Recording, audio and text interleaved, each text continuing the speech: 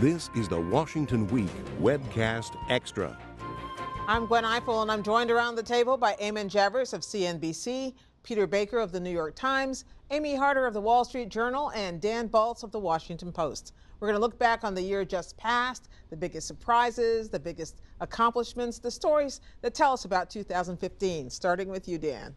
You should have felt that one coming. We've had quite a year on the campaign trail. Yeah. You got to say Donald Trump was the biggest surprise. Oh, no question about it. I mean, the degree to which Trump has shaped the race, shaped the discussion, and defied all the expectations is, it's a remarkable story.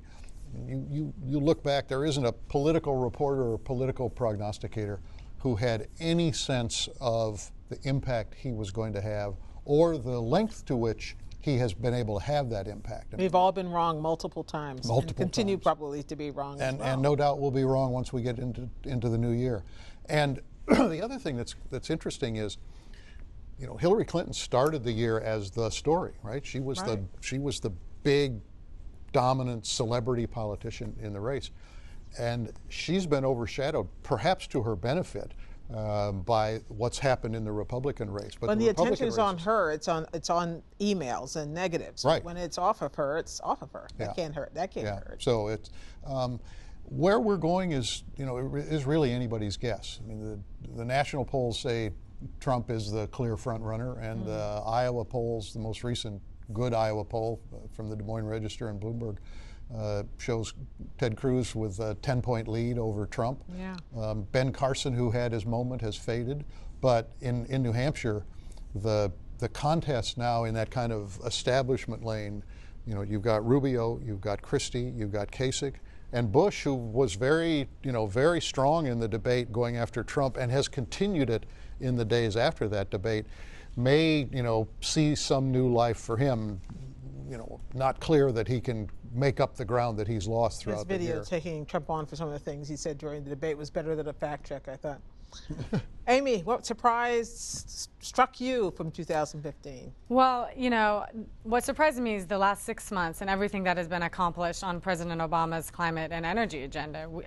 Starting with August 1st, he announced the final Clean Power Plan, which is the big EPA regulation cutting carbon emissions from power plants. It's really the architecture of his climate agenda to the Paris climate talks. And then several weeks later, we had the final rejection of the Keystone XL pipeline.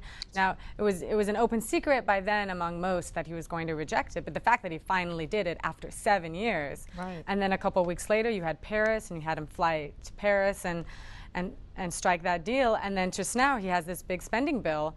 That's which, a lot, actually, on his agenda. In 6 months, I've been pretty busy, and so it's just all of that together is really, after he didn't do much on this issue in the last 6 years, he's really kind of turning up the volume, and so that surprised me. I wonder what he's going to do next year. That's what he's wondering too. Eamon, what about the economy? I think what's fascinating is that we are still living with the aftershocks of 2008, and you're seeing it playing out on the campaign trail now. I mean, if you think about the economic collapse of 2008, it was arguably nearly entirely responsible for Barack Obama getting elected to the White House when that stock market collapse happened, and you saw the way in 2008 Obama handled it versus McCain handled it. That's when you started to see the separation and Obama get to the White House. Today, I think the decimation of the American middle class over the past number of years is playing into the politics that we're seeing out on the campaign trail that you guys are out there covering. You see Donald Trump leading in the Republican Party. On the Democratic side, Hillary Clinton seems to be a lock, but they've also got an avowed socialist running in the Democratic Party who is the physical embodiment of everything that you think a presidential candidate would not be in this year of the outsider, and he's doing very, very well. And in fact, the Hillary campaign seems a little bit nervous about him. I think that the American middle class is deeply unsettled by these changes that have happened, and they're looking for something new, and we're seeing it in both parties, and we're going to see it all throughout 2016. Peter. Well, I think one big surprise is that we're going to see the president, he's just left for Hawaii, and the Congress is going to go home pretty soon, and the government is still open. And there has, somehow surprising. We avoided Armageddon, that we always seem to predict and often come close to at this time of year. And at the same time, the whole Republican race has been as boisterous as it has been as, loud and rambunctious and confrontational as it has been. the President of the United States and the Congress of the United States have been quietly able to actually get a few things done. Amy talked about a few of them on some energy and climate type things, but it's been across in the budget, but it's been across the board on a number of things where they have actually realized there are things that they actually agree on. Now, they're not a lot, and they're not some of the things their various partisans would like it to be, but in the 7th year of this presidency, when he no longer poses a threat, he no longer has an election ahead of him, people are looking to finally get some things done. And when you're in the 7th year of your presidency, you can do things like bring Star Wars characters into the briefing room at the White House.